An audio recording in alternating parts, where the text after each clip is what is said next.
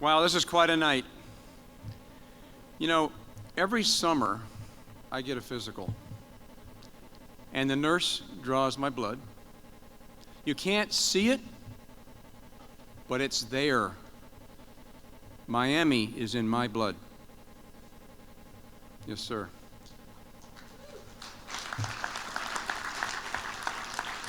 Right over there, about 3 miles, I was born at Jackson Hospital. When I was a child, we grew up in Miami Springs, my dad would take me to the University of Miami football games to watch the great Don Bossler. When I was 10, the University of Miami swimming coach, Lloyd Bennett, was my age group coach. They trained at the Biltmore Pool, which was dug out of coral rock. The university didn't have a pool until 1966, the Witten Student Union pool that they have now. It was just renovated. Well, on some Saturdays, Coach Bennett would have us youngsters go down and watch the University of Miami team train. And that's where I met 1956 Olympian and swimmer Jack Nelson. Well, in 1962, when I went to high school at Miami-Jackson, Coach Diaz was the high school coach there. And in my sophomore year, I helped him and the team win their 5th state title in a row. Well, a few years later in grad school, during 2 of the summers in grad school, I was back home and Coach Diaz needed somebody to help him with the club team, Miami Springs team, the team I swam on for 12 years. And so I said, hey, I'll do it in the morning. I got a student engineer job during the days, but I'll pitch in. And so I had a bunch of 14 and unders. Quite frankly, it was a group that nobody else wanted to coach. I had the greatest time. Well, one day in 1971, I'm walking down the class in the snow, because I went to Dartmouth College in New Hampshire, and they had lots of snow, and I'm walking down the street, and all of a sudden I decided I'm going to be a swimming coach. So I dropped out of my master's degree, and that's the direction I went, to be a swimming coach. My dad wasn't that happy, because I wasn't on scholarship. He was paying for that. Anyway, I couldn't go into coaching right away because, you know, those were the Vietnam days, and I was in Army ROTC, so I was already a lieutenant in the Engineer Corps, and I managed to get stationed in Fort Belvoir, and just south of Washington, D.C. Well, the first weekend I was there, I went to a swim meet and asked any of the coaches if they wanted somebody to coach for them. And this one lady that was coaching an inner-city team said, you can coach my team. So for the 2 years that I was in the Army, I coached an inner-city team for free, and the workouts were at 4:30 in the morning, really, and 6:30 in the evening. And then I would head down to, in between I was in Fort Belvoir as a staff officer. Well, that's what led me to coming to the University of Miami, because during that time, Coach Diaz became the University of Miami swimming coach. So in 1973, when I got out of the Army, I joined Coach Diaz, and that was the perfect time to arrive at the University of Miami, because that was the first year that the University of Miami gave scholarships to women. And the University of Miami was the first college to do that.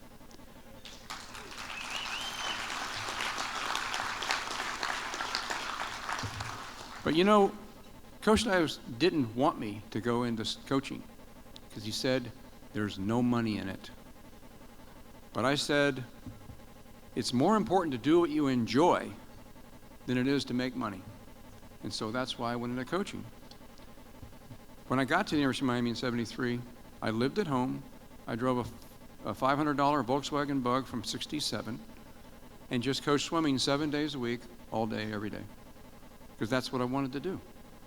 Well, that led to a lot of great things, and the team continued to improve. In fact, in that first year with the new ladies that came, there were 4 of them that got tuition scholarships. There were no full scholarships, okay? And the team went from nowhere to second place, which just as Norm Parsons did with the golf team. They went from nowhere to second place. But you have to understand, in those days, in the early 70s, budgets for scholarships, salaries and travel, they were really minimal. I mean, really minimal. Fortunately for us, we had the master fundraiser, and that was Coach Diaz. If you knew him, he could sell you anything. He was just incredible. So he was able, when we go on trips, he'd get us free vans donated.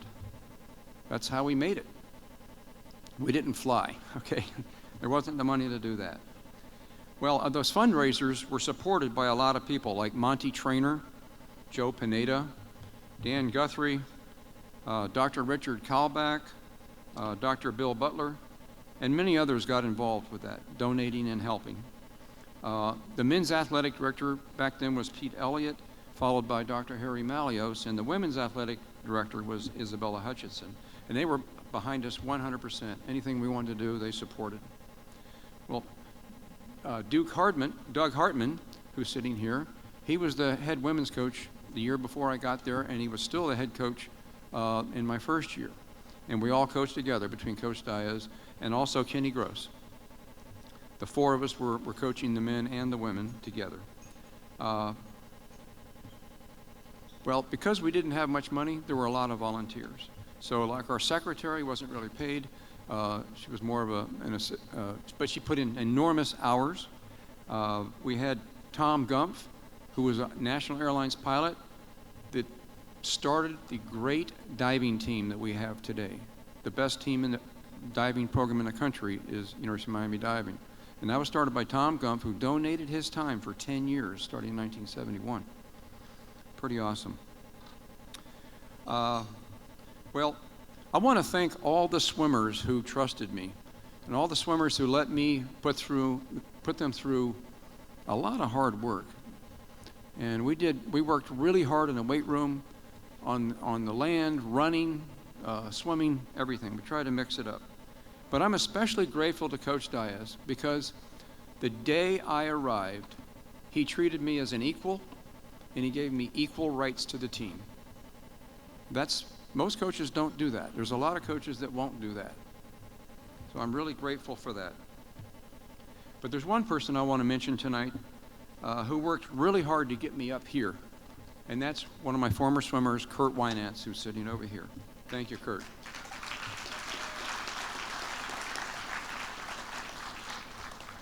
Well, I want to go through a few memories that I have from back then, because it's been a long time.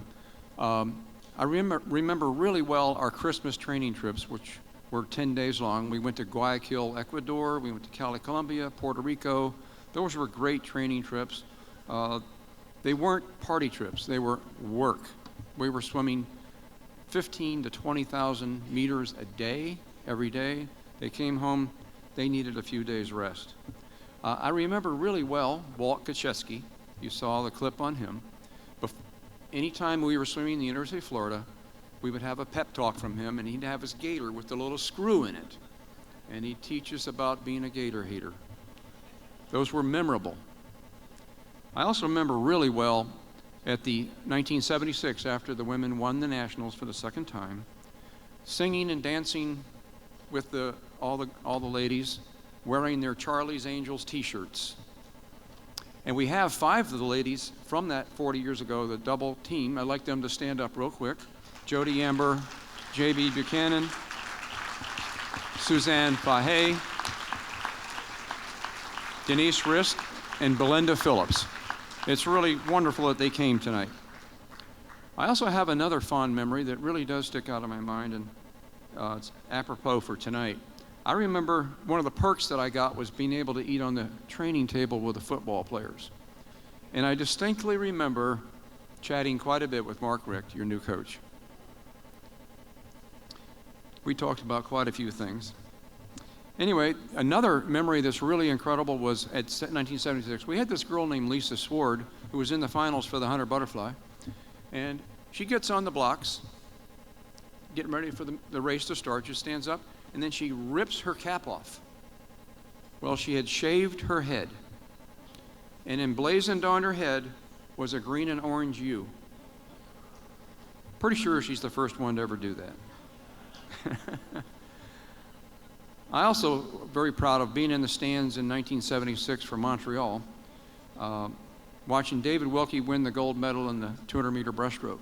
He broke the world record by 3.1 seconds, and the Americans were really ticked because they won all 12 of the other gold medals.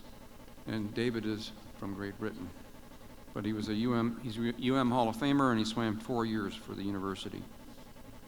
Another memory that's really sticks out in my mind is driving a 15-passenger van to Atlanta with 14 college girls by myself.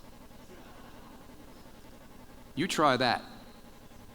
Try to get them all in the car at the same time. There's one event that was particularly stood out for me, and I invited my parents to go to this meet in Irvine, California. And that's when I said, Matt Gribble, who I coached from starting at the age of 12, I said he's going to break the world record. So my parents flew out to Irvine, California, and we watched him set the world record. And that stood for a year. But that was 10 years of really hard work to do that. I remember watching David Wilkie, Jesse Vasayo, and Matt Gribble win NCAA titles. I remember the women's team setting the American record in the 200 medley relay 3 years in a row. And finally, a memory that I'm very proud of and just made my life, felt like I've achieved everything I needed to achieve, was standing with Matt Gribble, Jesse Vasayo, and Michelle Richardson on the podium as we were introduced as members of the 1984 USA Olympic team.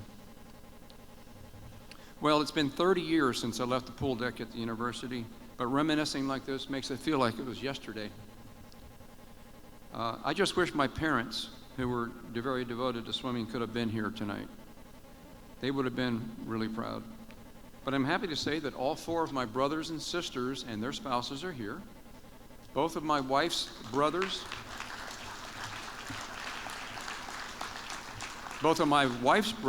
and spouses are here. My daughter Tara could not be here because she's 38 weeks pregnant and about to explode, but her husband Clint is here. I also have my son Dakota, who is here. He took a break from training and flew in from Southern Cal this morning. He just graduated from USC, and he's training for his 3rd Olympic trials this June, given another shot.